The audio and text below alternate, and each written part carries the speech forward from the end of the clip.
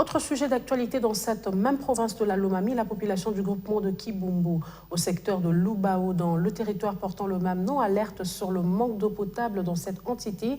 De nos jours, elle s'approvisionne en eau de source non aménagée, parfois transformée en dortoir par les grenouilles, craignant des éventuelles maladies d'origine hydrique telles que le choléra. Cette population appelle les décideurs à agir au plus tôt. Sylvain Fizé-Moukadi, une fois de plus.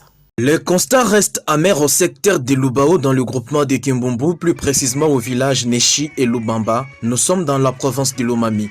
Ces deux entités, comme tous les territoires de Lubao, n'ont pas d'eau potable alors qu'ayant plusieurs cours d'eau, dont la Lomami est la plus importante située à 15 km du chef-lieu. La population consomme l'eau de puits, source non aménagée, l'eau de ruissellement et l'eau de pluie à cause de cette absence. Et ceci est à la base de plusieurs maladies d'origine hydrique qui sévissent dans la communauté. Alors qu'ils se sont déjà habitués à cette qualité d'eau, les habitants de ces deux villages, interrogés par la presse locale, précisent que pendant la saison sèche, la vie n'est pas facile pour eux. À des fois, il faut parcourir de longues distances pour s'approvisionner en cette eau impropre à la consommation. La question que beaucoup se posent est celle de savoir si les territoires de Lubao a de parlementaires au niveau provincial et national.